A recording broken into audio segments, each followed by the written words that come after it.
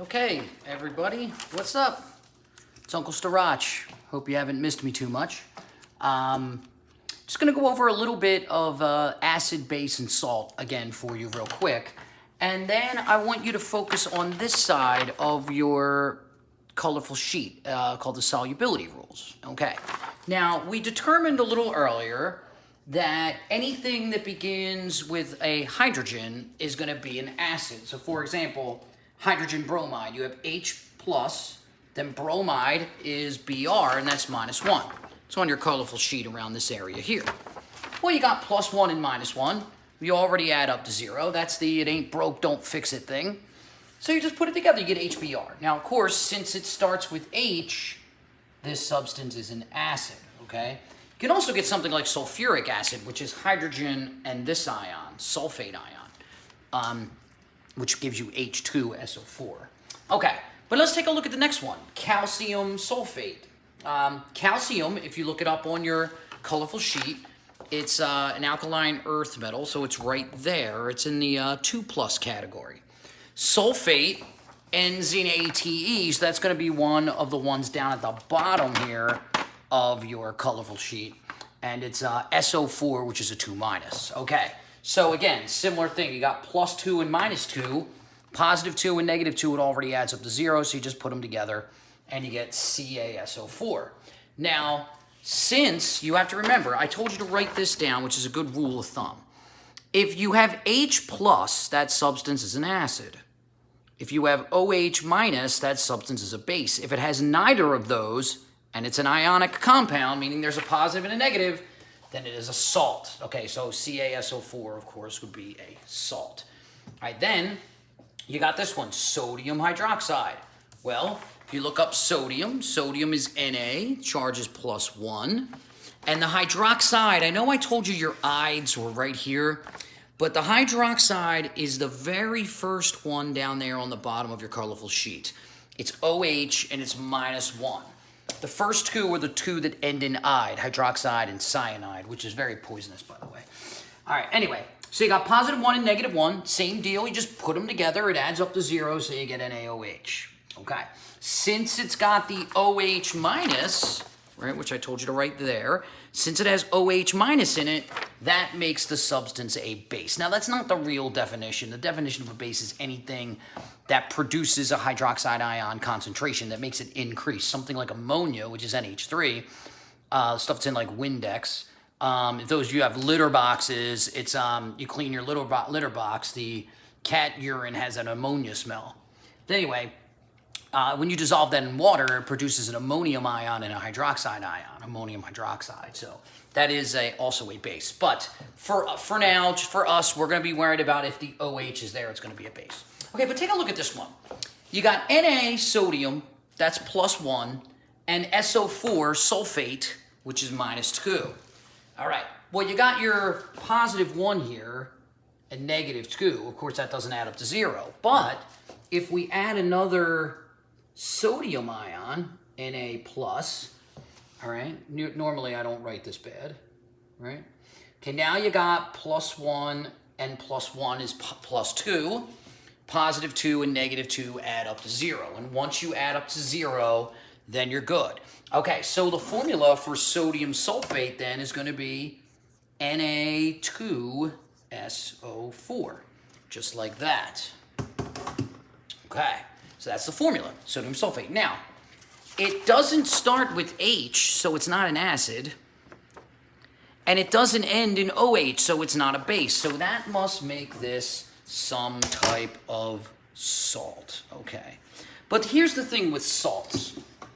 You have salts that are soluble in water, like regular salt, NaCl, and you have other salts that are not soluble. Okay, they're ionic compounds that don't have H or OH, and they are not soluble or soluble. So that's where we go to this side of your colorful sheet. Now, if you notice, I have a dotted line right here. That dotted line is muy importante, okay? It's very, very, very important. So, anything above that dotted line, okay, will always, always, always be soluble. You see that? Soluble compounds without exceptions. If there's no exceptions, that means they're always soluble.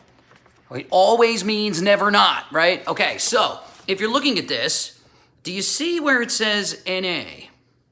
Okay, Na is above the dotted line. So anything that has sodium in it is always going to be soluble, and there's absolutely no exceptions. So this Na2SO4 is not only a salt, it's a soluble salt, okay? It's always going to dissolve. Okay, here's another one that we use a lot too. Nitrates, right? All nitrates are going to be soluble. So anything that has NO3 is going to automatically be soluble. Okay, now right under your dotted line on your colorful sheet, you have more soluble compounds. All right, now underneath where it says salts of sulfate here, I drew a line in pencil. I would like you to draw that line also. We never got to do it in class. But the reason I do that is because everything below that dotted line, now that's where your insoluble ones will come in. However, you'll notice that the exceptions to all the soluble are all of the ones at the top here, because these are soluble with 0 exceptions. But right here, these are soluble, but there's a couple of exceptions. So let's just take a look at Cl, Br, and I. All right. So if you're looking at this, whenever you use Cl, Br, or I, all of them are -1, it's going to be soluble most of the time. Okay, but there are a few exceptions. I was going to say a couple, but a couple's two, right? All right, and here are the exceptions. Cl minus, Br minus, and I minus will always be soluble unless you pair them up with Ag plus, which is silver, mercury here 2 plus, or lead 2 plus. Now, when we made the paint in the lab, we used this, Pb2 plus, to make that paint. Okay, so let's take a look. Here's sulfate. Salts of sulfates are soluble, right? It says soluble with some exceptions. Okay, so most of the time when you use SO4, it's going to be soluble. All right, but look, SO4 is soluble except if you pair it up with Ag, Ca, Sr, Ba, or Pb. Well, look what we did here. We paired up SO4 with Ca. Okay, so since sulfate, SO4, is soluble most of the time, except if you pair it up with Ca2 plus, which is what we did. Okay, so since we did that, this is going to be called an insoluble salt. Okay, if it's the exception to soluble, then it's going to be soluble.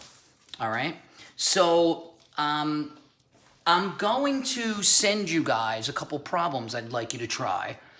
I'll go over them too. I'll do like a few, and then I'll give you maybe a classwork to try. But just remember, look to the dotted line first. Well, first thing you want to do is you always want to decide if it's an acid or a base first. Do that first. If it's H, it's an acid. OH minus, it's a base. Okay, then you have your soluble compounds will always be above the dotted line. Then here you got, these are mostly soluble. They got some exceptions. Okay, and then down here, these are typically insoluble. However, the exceptions are always the one that are up here because these are soluble all the time, no exceptions. So if I were to give you two here, let's just try, I'll work them together, okay? How about if we did, let's get away from sodium. How about we do potassium hydroxide, okay? Potassium hydroxide, and we'll do, let's see, how about silver nitrate? Okay, silver nitrate. All right. Now, what you would do is you would go to your colorful sheet, you'd look up potassium and hydroxide, and we'd see what their charges were. All right. Now, potassium is one of those elements that doesn't follow the English. It's from Latin, kalium. So potassium's symbol is K. All right, well, K is right up here on top of your colorful sheet. All right, it's right around here somewhere, K. So potassium is K, and the charge of that is +1, right? Okay, there we go. There's potassium. Well, hydroxide, you could look it up on your colorful sheet, but we used it already here. OH minus, so that's got to be what it is, OH minus. All right. Well, let's see what we got here, kids. We got +1, and we got -1, so it already adds up to 0. All right, so the formula for this very, very, very strong base is KOH. All right, now I just said it was a base, but here's the reason why. Go to your colorful sheet and you look. Anything that has OH in it is a base. Now, I know it's got K in it. This is a soluble compound. In fact, this is very soluble. When it dissolves in water, it produces a lot of heat. It'll make the temperature of the solution go up. But that doesn't change the fact that it has OH in it, so that's going to make it a base. All right? So that's that one. I picked an easy one there. Here's another pretty simple one. Silver nitrate. So silver you could look all over, all right, but it is in the transition metals of your colorful sheet. It's right around, where are you? I mean, I know what's +1 off the top of my head, but okay, there it is, silver. All right, so silver is Ag, and the charge is +1. So I got Ag plus, all right, then nitrate, which if you look at the bottom of your colorful sheet, you'll find it. And what you should find is that it's NO3, and the charge is -1 as I drop my colorful sheet. Okay, so you got +1, -1. Again, it ain't broke. Don't fix it. Just put it together. And you're going to get AgNO3, silver nitrate. All right, now, if we didn't use H+, so it's not an acid. We didn't use OH minus, so it's not a base, which means now it's either going to be an insoluble salt or a soluble salt. So that's where you look at your rules, and you always check above the dotted line first. And when you're looking above the dotted line, you should see right here that NO3 is soluble, and there's no exceptions. So AgNO3 is going to be a soluble salt. Okay? All right, and then what I'm going to do is I'm going to give you guys some to try. And, you know, we'll turn them in. You can just email them to me. We'll turn them in. And then I'll send you guys, like, a classwork to do. And maybe do, like, 10 of them a day or something, and we'll figure it out. All right? All right, kids. That's it. Uncle Starach is out.